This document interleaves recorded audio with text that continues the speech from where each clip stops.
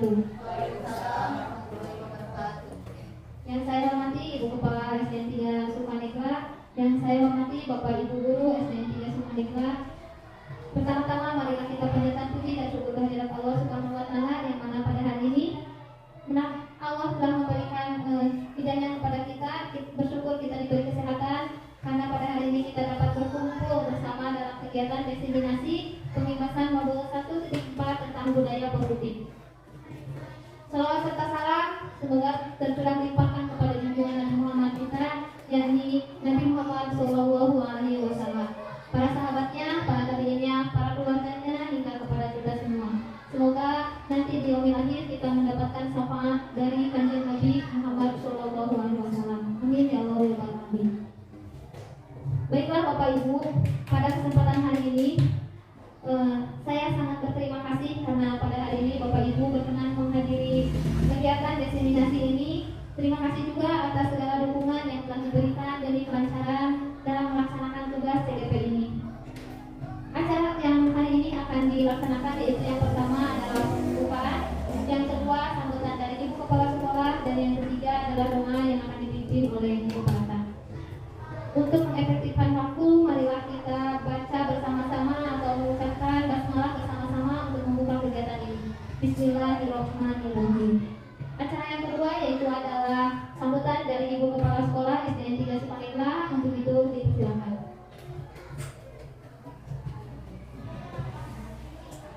Bismillahirrahmanirrahim. Assalamualaikum warahmatullahi wabarakatuh.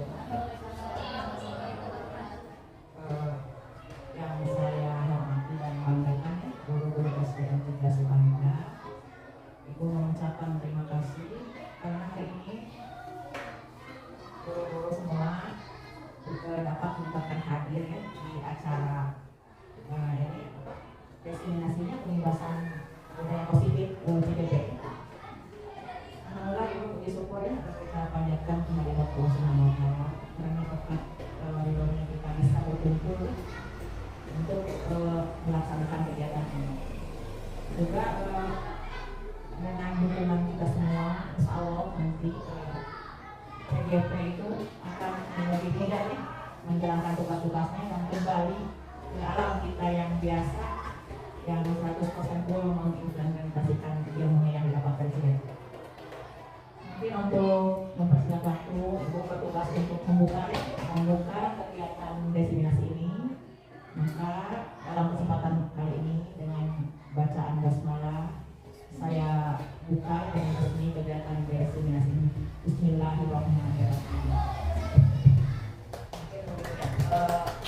Assalamualaikum warahmatullahi wabarakatuh. Terima kasih kepada Ibu Kepala Sekolah yang telah memberikan sambutannya serta arahannya dalam kegiatan diseminasi ini. Untuk acara selanjutnya yaitu adalah pembacaan doa yang akan dipimpin oleh Kepala Kantin Lagi. Untuk itu dipersilakan.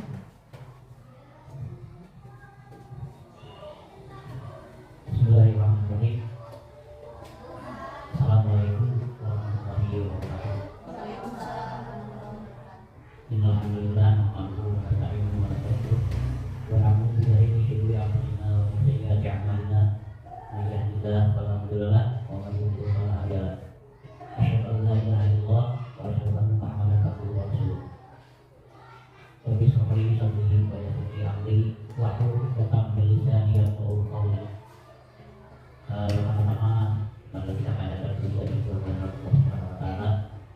yang mana beliau pada hari ini menantikan kepada kita semua untuk dapat berkumpul dalam pelaksanaan diseminasi pembebasan budaya positif.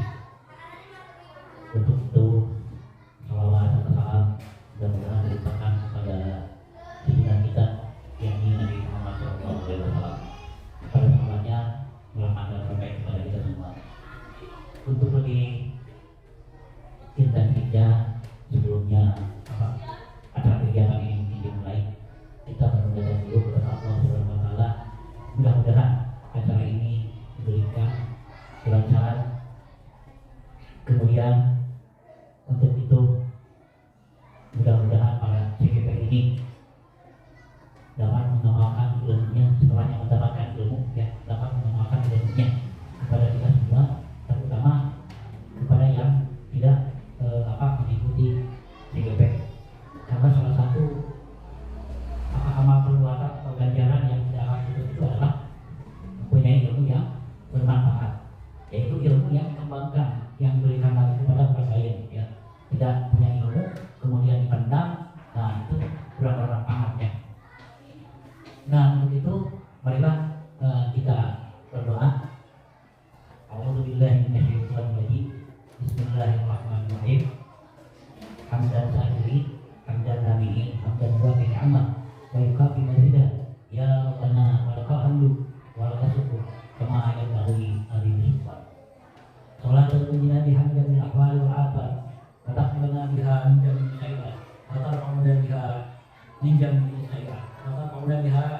innaka 'ala darajat wa tubaliguna biha aqsa ayat fil hayati wa ba'da mamat innahu sami'un qarib mujibu da'wana ya yaqul hajat Allahumma inna nas'aluka salamatan fid din wa afiyatan fil jasad wa sihatan fil badan wa ziyadatan fil ilmi wa barakatan fil rizqi wa taubatan qabla al-maut wa rahmatan indal maut wa maghfiratan ba'da al-maut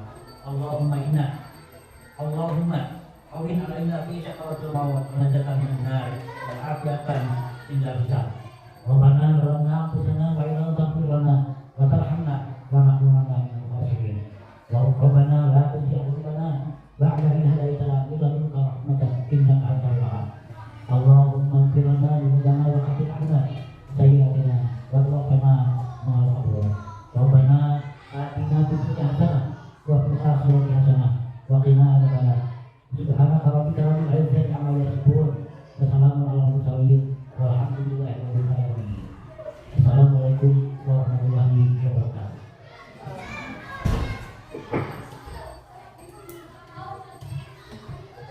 Terima kasih kepada Bapak Tan Jayadi karena hari ini telah memimpin doa pada kegiatan ini. Baiklah Bapak Ibu, acara yang selanjutnya itu adalah inti dari kegiatan ini, yaitu tentang desiminasi penghimasan modul 1.4 tentang budaya positif.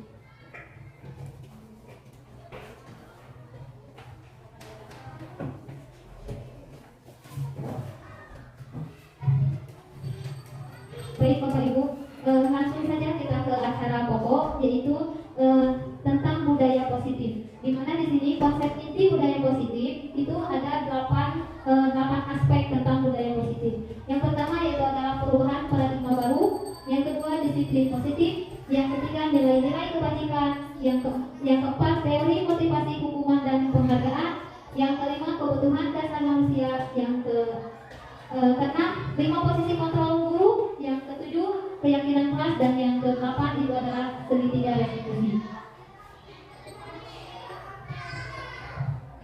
Baik Bapak Ibu, di sini budaya positif. Budaya positif ini adalah nilai-nilai, keyakinan-keyakinan atau kebiasaan-kebiasaan di sekolah yang berpihak pada murid agar murid dapat berkembang menjadi pribadi yang kritis, penuh hormat, tanggung jawab. Di sini mengarahkan peserta didik, jadi mereka diarahkan untuk selalu melakukan kebiasaan-kebiasaan tentang budaya positif.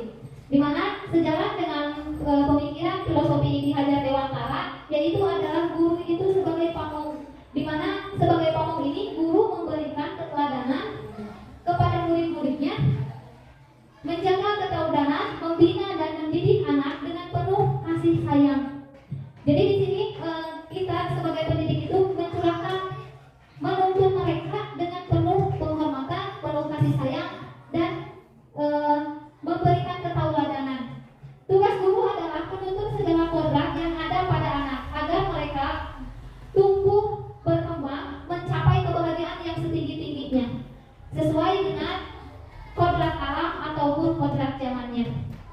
Di mana kodrat alam itu adalah lingkungan yang mempengaruhi siswa, tempat siswa itu berada. Jadi kita sebagai guru harus mampu mengarahkan atau mengembangkan potensi anak agar sesuai dengan lingkungan yang ada di sekitar anak, sehingga itu bisa dikatakan sebagai kodrat alam. Untuk kodrat zaman, maka kita sebagai guru harus bisa menuntun anak sesuai dengan perkembangan zaman sekarang. Maka perkembangan zaman sekarang tidak bisa disamakan dengan perkembangan zaman yang terdahulu. Maka kita sebagai guru berkewajiban atau mengharuskan kita untuk menuntun mereka untuk sesuai dengan zamannya. Nah, di sini Bapak Ibu ada contoh-contoh budaya positif seperti budaya membaca, menggunakan pojok baca atau memanfaatkan pojok baca. Ada juga kedisiplinan ketika masuk kelas, itu mengajarkan anak untuk disiplin, untuk bersikap atau berbaris, itu mengajarkan anak tertib ketika masuk sekolah. Selanjutnya itu adalah setiap hari kita melaksanakan pembacaan juz lama sebelum pembelajaran.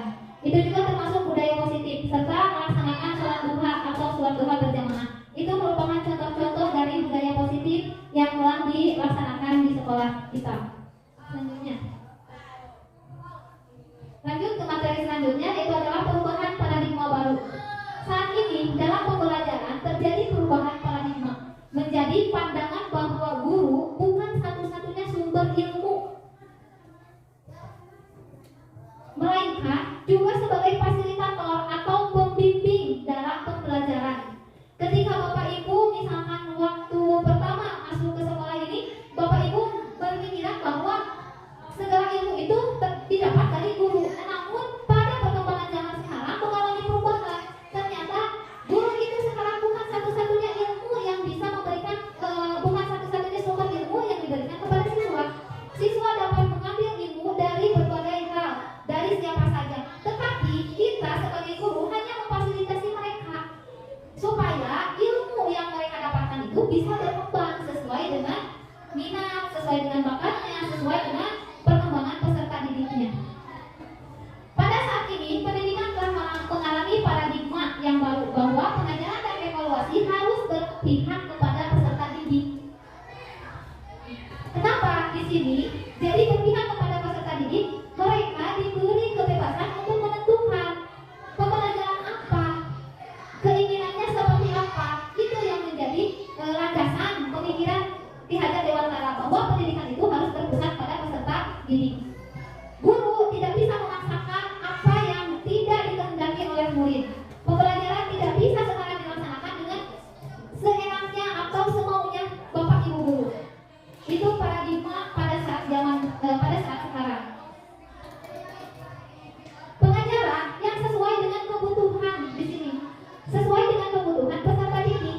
Ketika peserta didik membutuhkan, misalkan siswa lebih membutuhkan dalam pembelajaran matematika, maka kita kembangkan supaya siswa tersebut dapat berkembang lebih dalam atau lebih jauh tentang ilmu matematikanya. Itu yang diharapkan oleh pemikiran Ki Hajar Dewantara dari kita dalam penerapan pembelajaran di kelas. Di sini tujuan pembelajaran juga yang berpihak pada murid demi terwujudnya profil pelajar Pancasila. Karena pada dasarnya ketika pembelajaran berpihak kepada murid, sehingga budaya positif yang perlu kita kembangkan yaitu tentang profil pelajar Pancasila. Di mana profil pelajar Pancasila ini? Yang pertama, ada beriman bertakwa kepada Tuhan Yang Maha Esa. Berarti ketika kita mengajarkan budaya positif tentang beriman dan bertakwa, maka siswa dituntut oleh kita untuk selalu mengingatkan kepatuhannya kepada Tuhan Yang Maha Esa. Seperti tadi contohnya mengajarkan drama, membaca drama, sholat duha, dan lain sebagainya tentang keagamaan. Yang kedua yaitu adalah kebinekaan global. Di sini akan diarahkan untuk mencintai atau menghargai perbedaan. Nasionalisme, rasa nasionalismenya kita tumbuhkan. Menghargai perbedaan. Meskipun di dalam satu kelas atau di satu lingkungan terdapat beberapa perbedaan baik agama, suku, bahasa, itu kita samakan. Tetapi kita menjadikan anak itu membaur dengan mereka, tetapi dengan arahan dan bimbingan kita sebagai guru. Yang ketiga yaitu adalah mandiri. Tadi Ki Hajar Dewantara mengingatkan kita bahwa pembelajaran itu harus berpusat kepada murid. Kenapa? Karena di sini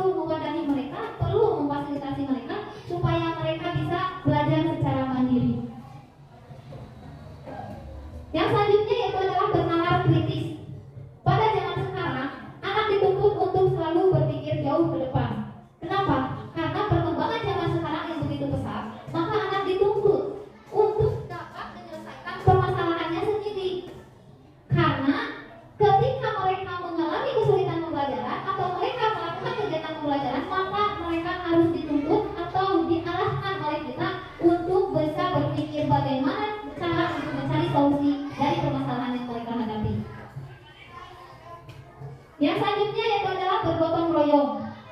Budaya positif bergotong royong dalam profil pelajar Pancasila harus tetap kita tumbuhkan.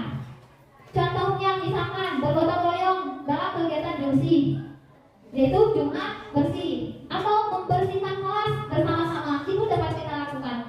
Mereka ditumbuhkan kembali rasa gotong royongnya, rasa kebersamaannya, yaitu dengan budaya positif, dengan pembiasaan budaya positif. Yang terakhir yaitu adalah kreatif, di mana anak dituntun oleh kita untuk selalu berinovasi, melakukan hal-hal yang baru, perubahan-perubahan yang ke arah positif. Itu yang diharapkan pada era sekarang ini dalam pembelajaran di kelas.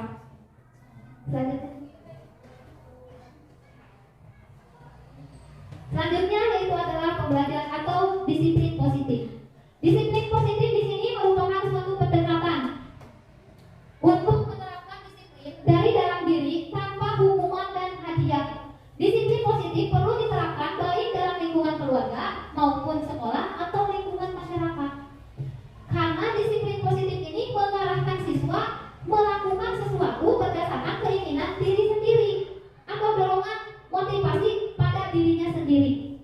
Di sini ada makna kata disiplin. Sering kita berpikir bahwa disiplin itu adalah kepatuhan, berubah menjadi sesuatu dilakukan seorang pada orang lain untuk mendapatkan kepatuhan.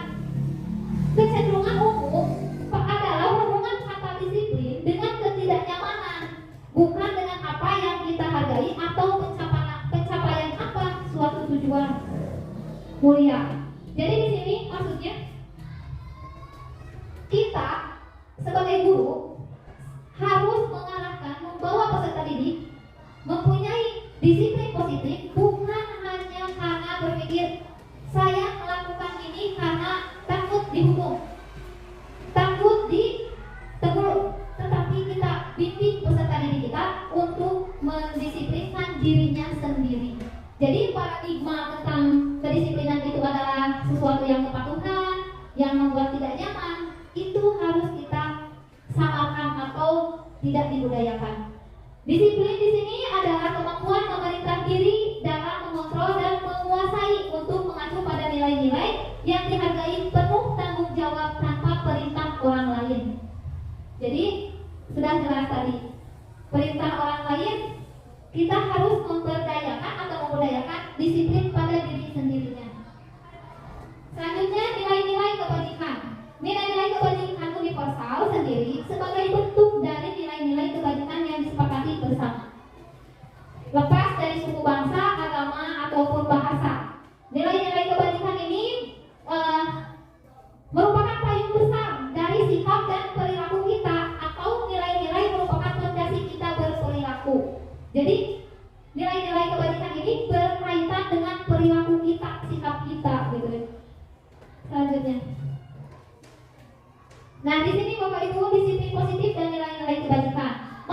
Ada makna kontrol dan paparan teori kontrol dari William dan perubahan paradigma stimulus respon kepada teori kontrol. Yang kedua, menjelaskan makna disiplin dan mengamati penerapan di lingkungan serta kaitan teori kontrol dengan 3 motivasi perilaku manusia.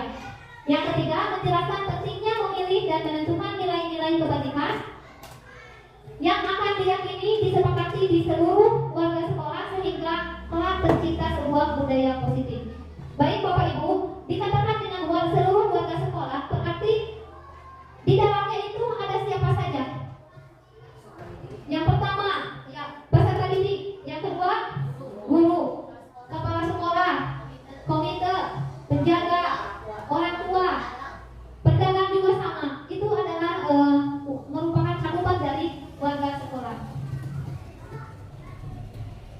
Di sini Bapak Ibu ada perubahan paradigma teori kontrol, ilusi kontrol. Berikut ini paparan dari William Glaser dalam kontrol teori untuk meluruskan miskonsepsi tentang kontrol, di mana ilusi guru mengontrol murid, ilusi bahwa kritik dan membuat orang merasa bersalah dapat menguatkan karakter, ilusi bahwa semua penguatan positif efektif dan bermanfaat. Yang keempat, ilusi bahwa orang dewasa memiliki hak untuk memaksa. Nah,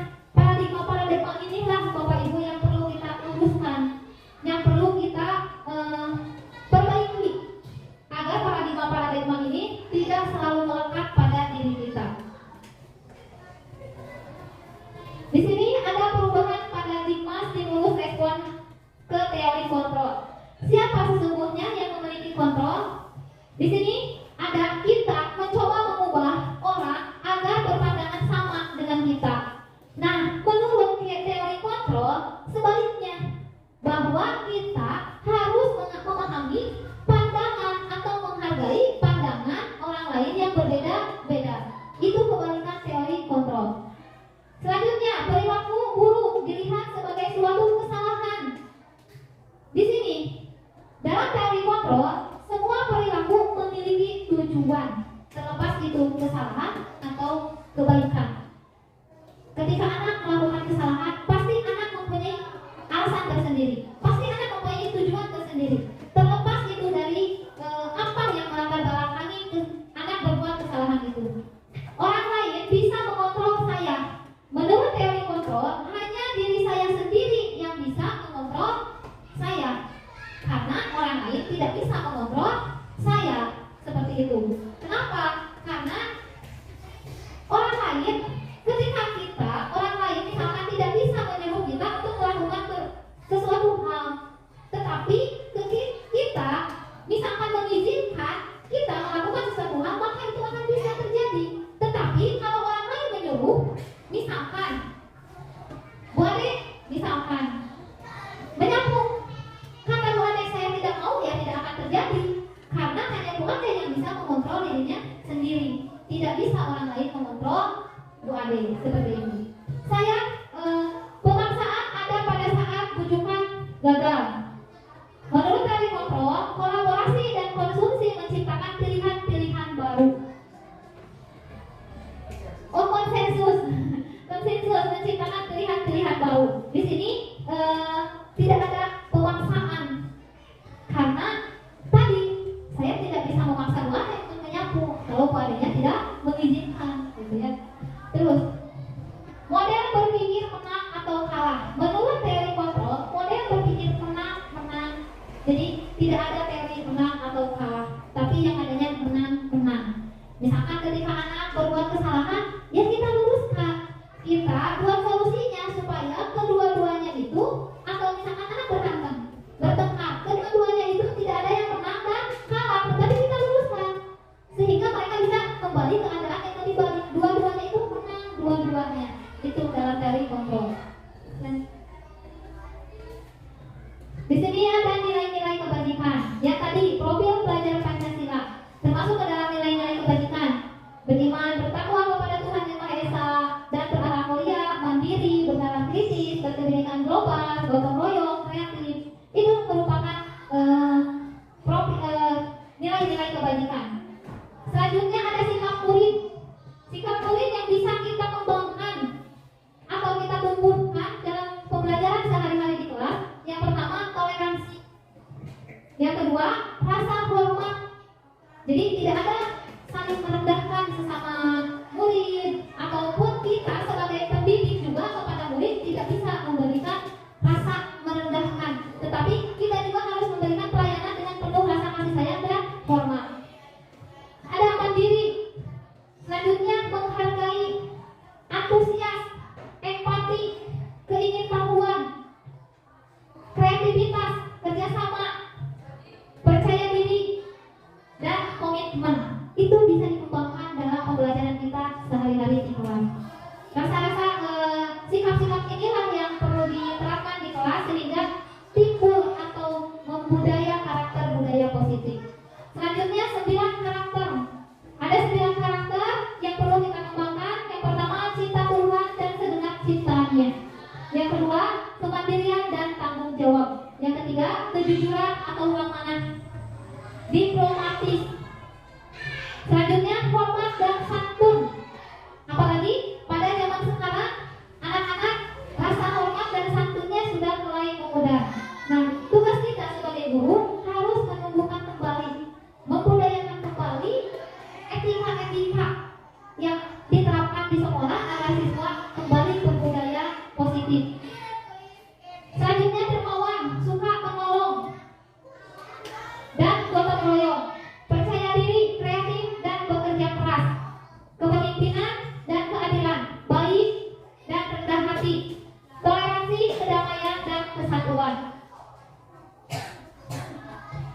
Itu karakter-karakter yang perlu kita kembangkan pada peserta ini. Di sini ada selanjutnya materi tentang teori motivasi. Teori motivasi perilaku manusia itu terdapat ada dua aspek. Yang pertama yaitu adalah motivasi eksternal. Motivasi eksternal ini motivasi yang dibangun atau tumbuh karena ada dorongan dari orang lain. Bisa jadi karena dorongan takut dihukum, atau misalkan karena tuntutan tugas, atau karena misalkan anak takut atau ingin mendapatkan penghargaan. Salah satu motivasi eksternal ini salah satunya mendapatkan penghargaan. Jadi anak itu tidak mau belajar apabila misalkan tidak dikasih apa-apa. Tapi anak misalkan saya mau belajar asalkan saya dikasih hadiah HP misalkan, atau dikasih jajanan. Itu adalah faktor eksternal dari dorongan dari luar diri dia sendiri. Ada juga faktor internal. Faktor internal ini yaitu dorongan dari dia sendiri. Seperti yang di sini, motivasi internal tujuannya disiplin positif. Karena tadi saya ingin belajar karena saya ingin tahu. Berarti itu adalah faktor dari diri sendiri, bukan karena apa-apa, bukan karena hadiah, bukan karena imbalan atau apa.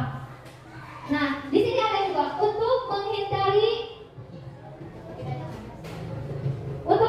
hukuman. Di sini berarti ini adalah faktor eksternal. Untuk mendapatkan imbalan atau hadiah, faktor eksternal juga. Untuk menghargai diri sendiri, berarti ini adalah faktor internal. Sehingga sudah tumbuh budaya positif dalam dirinya. Di sini ada juga identitas gagal, di mana ada hukuman, konsekuensi, dan restitusi. Ketika kita sesuatu yang menyakitkan harus terjadi, berarti itu adalah hukuman. Konsekuensinya berarti sesuatu harus terjadi. Kita restitusi dari hukuman dan konsekuensi itu direstitusi atau diperbaiki menjadi restitusi merupakan pilihan.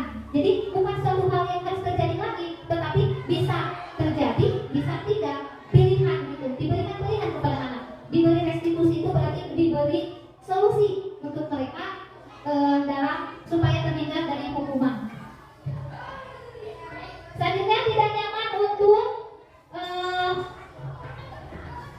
murid atau anak untuk jangka waktu panjang. Hukuman ini akan memberikan ketidaknyamanan bagi murid. Kenapa? Karena pemberian hukuman ini akan memberikan pemikiran kepada murid bahwa murid akan merasa takut, tidak nyaman. Bahkan ada yang murid merasa frustasi dengan adanya hukuman. Ketika anak mau belajar, tetapi yang diiming-imingi itu adalah nanti takutnya hukuman, maka anak akan merasa kapok. Bahkan ketika kita sebagai guru menerapkan hukuman kepada murid, maka murid akan bisa menjadi benci kepada kita, menjadi tidak suka, bahkan dendam. Banyak sekali Bapak Ibu ya, pada zaman sekarang guru yang dianiaya oleh murid. Mungkin itu adalah salah satu faktor yang mempengaruhi siswa melakukan kesalahan tersebut. Kita sebagai guru harus bisa menghindari pemberian hukuman kepada murid, tetapi kita bisa menerapkan restitusi kepada murid itu memberikan suatu pilihan.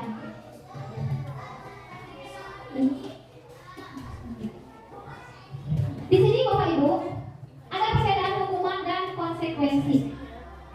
Di sini saya sudah mempunyai kertas. Terpaksa Bapak Ibu yang di depan ya. Bapak Ibu boleh memberikan jawabannya ke dalam kertas ini tentang pernyataan yang ada di depan. Silakan Bapak Ibu memberikan jawabannya. Apakah ini termasuk hukuman atau termasuk restitusi?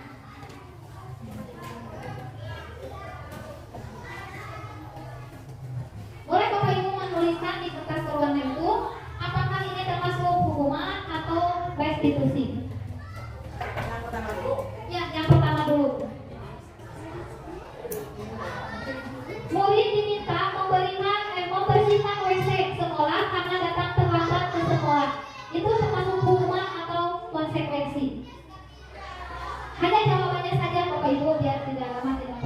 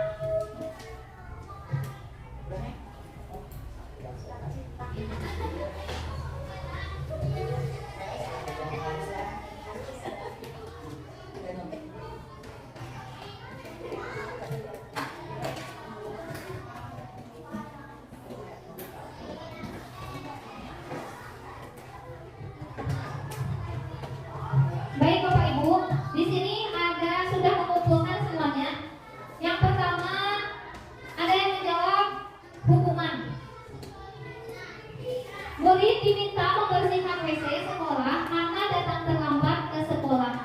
Itu merupakan hukuman. Betul Bapak Ibu? Boleh tepuk tangan? Hukuman. Yang kedua, nah ini ya Bapak Ibu. Yang pertama itu adalah hukuman karena hukuman itu terlaksana tanpa adanya kesepakatan. Tiba-tiba, jadi kejadiannya itu secara tiba-tiba. Kita mungkin belum terpikirkan anak yang terlambat dari rumah ke sekolah, kita belum terpikirkan anak yang terlambat akan diberikan hukuman apa. Tetapi pas ketika kita melihat anak yang terlambat, terlambat oleh kita, ya udah kamu membersihkan kamar mandi atau WC, itu hukuman. Jadi dilaksanakannya secara tiba-tiba tanpa adanya kesepakatan. Yang kedua, membersihkan tumpahan air yang terjatuh. Di sini berarti konsekuensi. Kenapa konsekuensi? Karena di sini anak melakukan sebuah kesalahan dan diarahkan oleh kita untuk bertanggung jawab atas apa yang telah dia lakukan. Itu adalah konsekuensi dia. Kenapa? Karena dia sudah menumpahkan air. Yang ketiga, mencatat 100 hari di buku tulis, saya tidak akan terlambat datang ke sekolah lagi. Ini juga merupakan hukuman. Karena pada dasarnya tadi hukuman secara tiba-tiba. Baik Bapak Ibu, di sini ada kebutuhan dasar manusia. Di mana kita juga percaya bahwa murid memiliki tujuan. Di balik perilaku mereka, salah satunya adalah untuk memenuhi kebutuhan hidupnya. Nah, lima kebutuhan dasar manusia itu yang pertama, bertahan hidup. Di sini, nah, yang pertama itu adalah bertahan hidup. Kebutuhan yang bersifat fisiologis untuk bertahan hidup, misalnya ada kebutuhan rumah, kebutuhan makan, kebutuhan pakaian. Itu merupakan kebutuhan hidup yang paling mendasar. Bagaimana cara mereka untuk bisa bertahan hidup? Yang pertama itu. Yang kedua, kasih sayang dan rasa diterima. Di mana kebutuhan ini ada 3 kebutuhan berikut adalah kebutuhan psikologis, kebutuhan untuk disayangi dan diterima, meliputi kebutuhan dan akan hubungan dan koneksi sosial.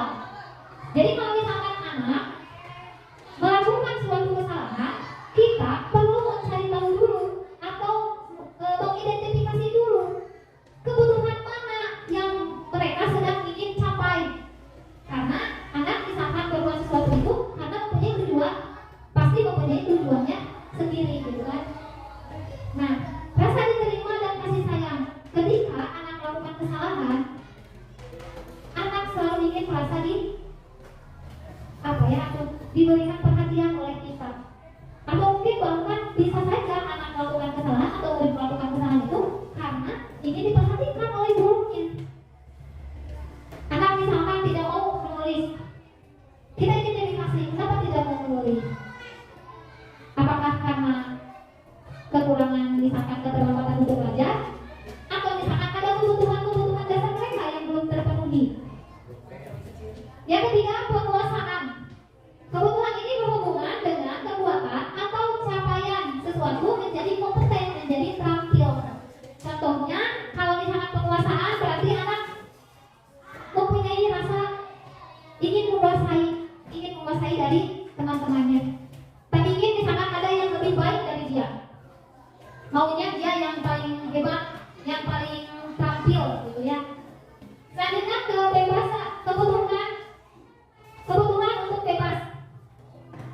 Kebutuhan akan kemandirian, otonomi, memiliki pilihan dan mampu mengendalikan arah hidup seseorang. Nah, kalau untuk kebutuhan kebebasan, seperti misalkan cerita misalkan Udin di sini.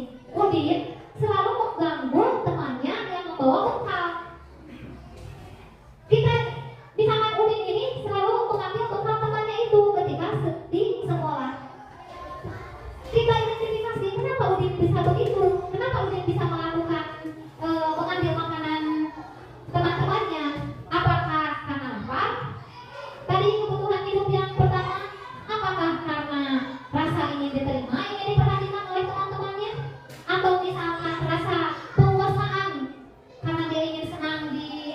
lebih baik, atau bisa jadi karena ingin kebebasan, karena orang tuanya memberikan bekal dia itu saja, tidak ada pilihan buat dia, sehingga dia bosan, jadi mencari perhatian dari temannya.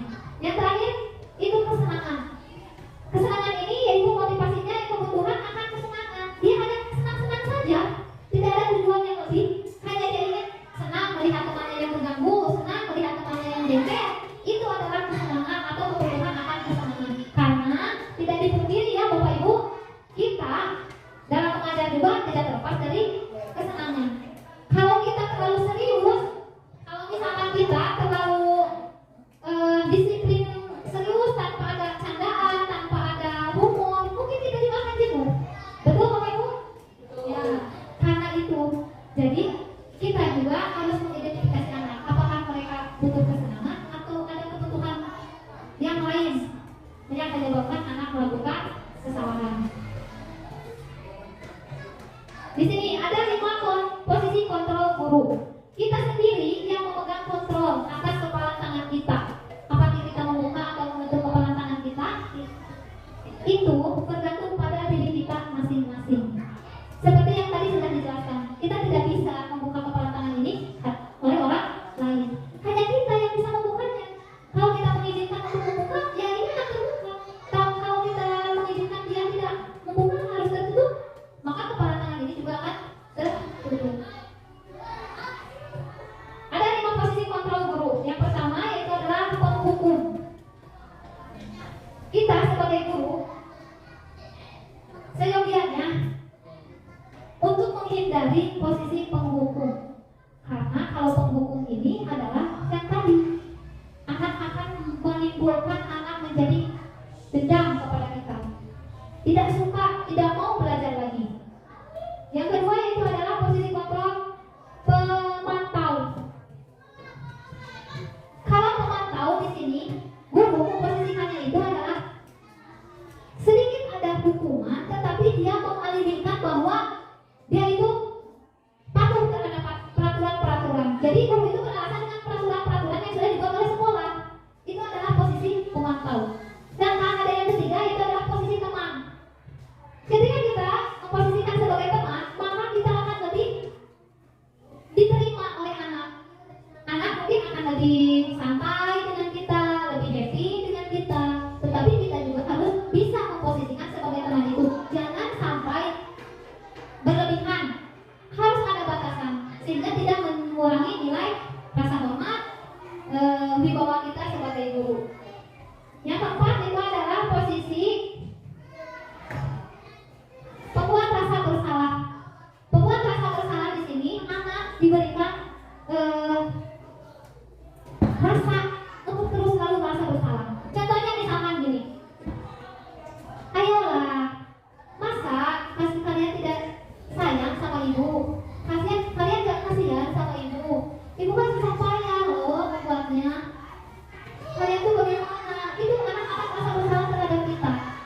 Itu juga akan membuat anak sulit untuk berkembang dalam mengembangkan potensinya. Karena ketika dia melakukan kesalahan, maka dia akan terus merasa bersalah. Duh, kasihan sama ibu gurunya, kasihan harus kayaknya ibu guru harus begini. Ibu guru akan menanggung semua akibatnya dari apa yang saya lakukan. Itu akan menjadi permasalahan buat anak. Yang kelima itu adalah posisi manajer. Di mana posisi manajer ini kita memberikan solusi, menggali solusi atas permasalahan yang dia lakukan dengan melakukan restitusi tadi, memberikan pilihan kepada anak untuk memperbaiki kesalahannya. Di sini ada 5 kontrol sosial, ada motivasi.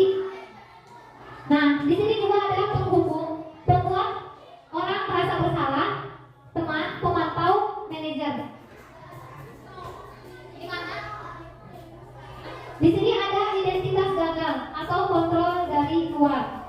Identitas berhasil atau sukses, kontrol dari luar. Identitas berhasil berarti ini adalah kontrol dari dirinya sendiri. Nah, yang ini dikatakan dengan kontrol manajer. Identitas yang kita bangun itu adalah berhasil, sukses. Itu atau menang. Itu yang kita jadikan landasan sebagai posisi manajer. Karena posisi manajer ini memberikan solusi kepada anak untuk memperbaiki Gitu. Di sini juga ada perubahan paradigma. Ini nah, ada juga yang materi yang selanjutnya yaitu adalah keyakinan kelas. Keyakinan kelas adalah nilai-nilai kebajikan atau prinsip-prinsip universal yang disepakati bersama secara universal, lepas dari latar belakang suku, bahasa, atau agamanya. Menurut Goslan 1998, suatu keyakinan akan lebih memotivasi anak karena ini adalah keyakinan yang dibangun dari dalam diri siswa itu sendiri, sehingga mereka termotivasi untuk lebih tanggung jawab dan melaksanakan secara dorongan dari dirinya sendiri. Di sini ada keyakinan kelas, pembentukan keyakinan kelas. Yang pertama, keyakinan kelas bersifat abstrak daripada peraturan yang lebih rinci dan konkret. Yang kedua, keyakinan kelas berupa pernyataan-pernyataan yang universal. Pernyataan keyakinan kelas senantiasa dibuat dalam bentuk positif. Yang ketiga, keyakinan kelas hendaknya tidak terlalu banyak sehingga mudah dipahami. Yang keempat, semua warga kelas sebaiknya ikut dalam pembuatan kelas seperti tadi dokter, guru, siswa, kepala sekolah itu harus terlibat. Bersedia meninjau kembali. Jadi peninjauan keyakinan kelas ini tidak bersifat tetap, tetapi sesuaikan dengan kebutuhan atau perkembangan yang terjadi. Di sini Bapak Ibu praktek pembuatan keyakinan kelas.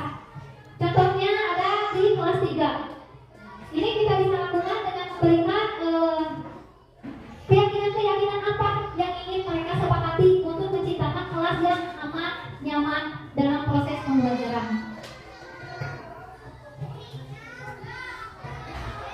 Dan yang terakhir ini adalah tentang segitiga restitusi. Di mana segitiga restitusi ini ada 3 tahapan.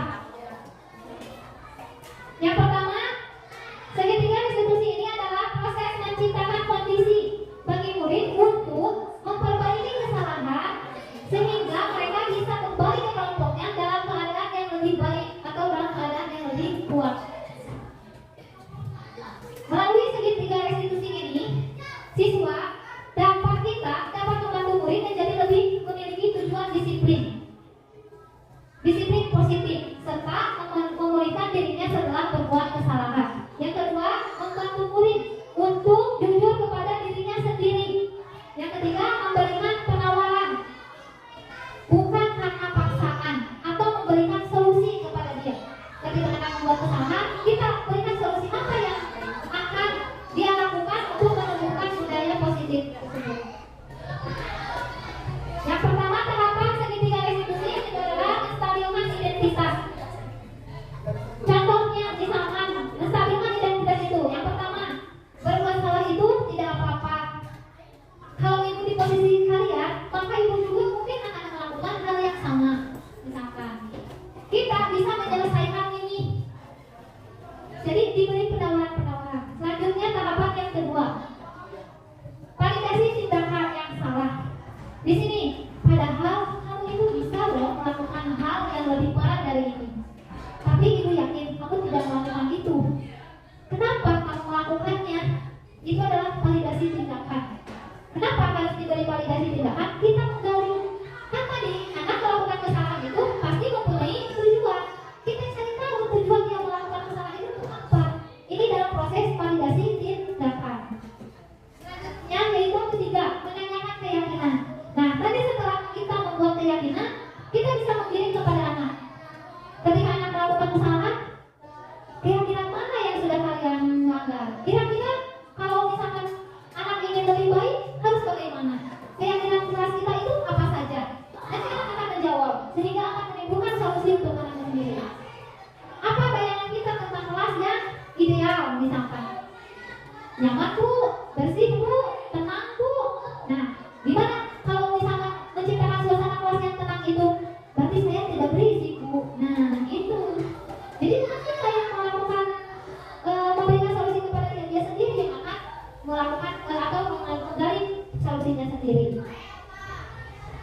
Nah, Bapak Ibu, ini adalah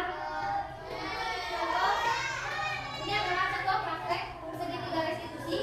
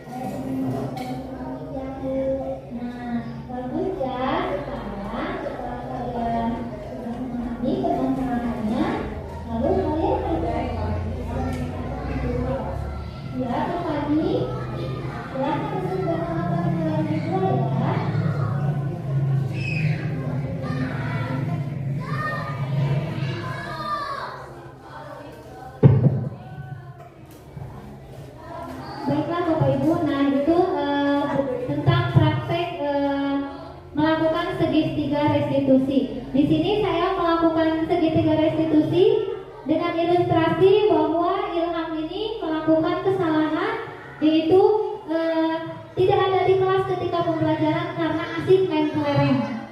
Nah, saya di sini memberikan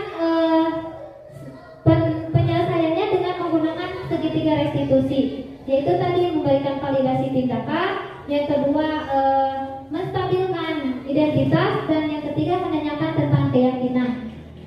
Dengan adanya segitiga restitusi ini, kita berharap kita dapat menerapkan budaya-budaya positif sehingga anak terbiasa melakukan atau melakukan sikap-sikap yang lebih positif lagi gitu. Jadi tidak ada kata-kata negatif dalam segitiga restitusi. Kamu jangan buang sampah, itu tidak bisa, tapi buang sampah pada tempatnya. Itu seperti itu, sehingga mereka bisa kembali ke kelompok mereka dalam keadaan yang lebih kuat, yang lebih baik lagi. Kesimpulan dari pembelajaran kita ini yaitu budaya positif dapat kita terapkan dengan menumbuhkan nilai-nilai kebajikan di sekolah, menumbuhkan motivasi belajar anak dari diri anak itu sendiri, memiliki rasa tanggung jawab, karakter baik tanpa ada dorongan dari orang lain, bukan karena hadiah atau hukuman.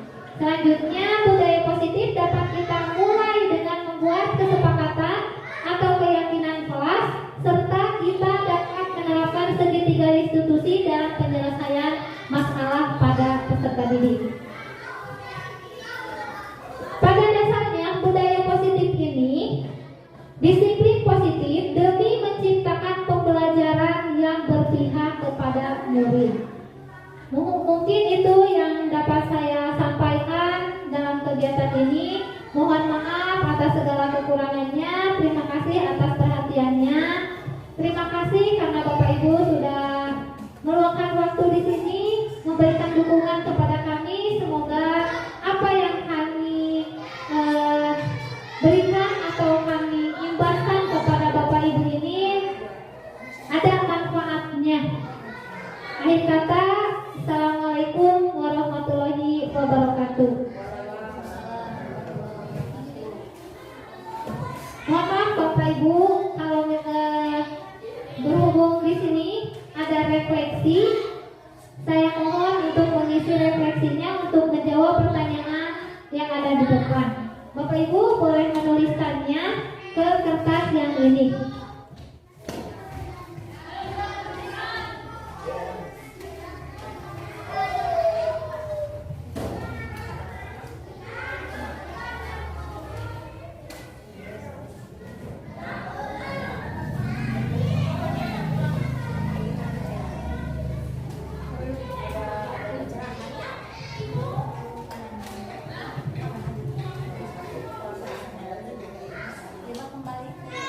Terima kasih Bapak Ibu.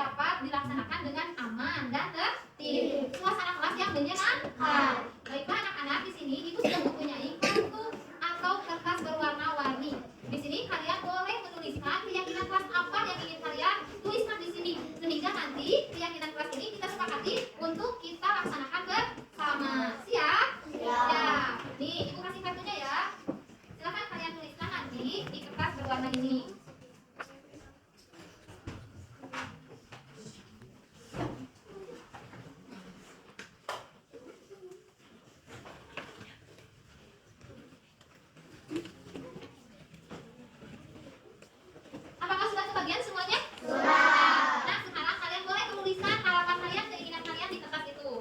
Silakan.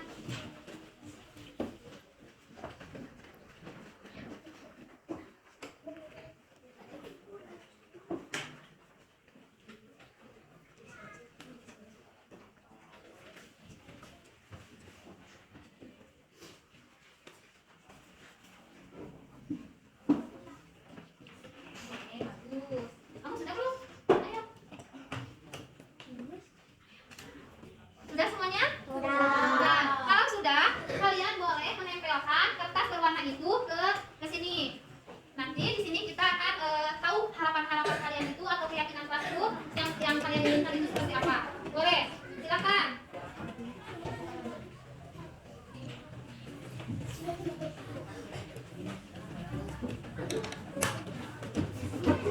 Sudah? Silakan kalian tuliskan. Ayo. Boleh ditempelnya, boleh di mana saja. Antri ya, satu persatu. Ayo. Ya, yang sudah boleh ke tempatnya masing-masing. Bergiliran, bergiliran, bergiliran, bergiliran, bergiliran. Ayo.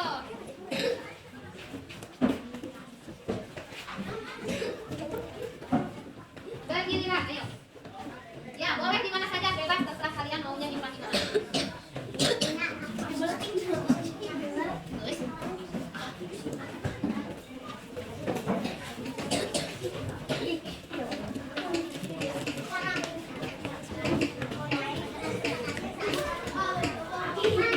Kalau sudah cukup boleh ke atas juga nggak apa-apa. Sudah semuanya? Nah, Ibu coba lihat dulu ya keyakinan kelas apa kira-kira. Yang pertama di sini adalah berkata sopan santun. Yang kedua bersikap baik ketika di kelas. Berkata jujur. Terus apa lagi di sini? Melaksanakan lagu piket. Ya, bagus. Ada bersikap baik, buang sampah pada tempatnya. Nah, itu adalah keyakinan-keyakinan kelas yang kita sepakati untuk belajar di kelas sehingga nanti menciptakan suasana kelas yang nyaman. Siap untuk melaksanakannya? Siap. Baiklah anak-anak, kesepakatan kelas ini sudah selesai. Silakan kalian belajar.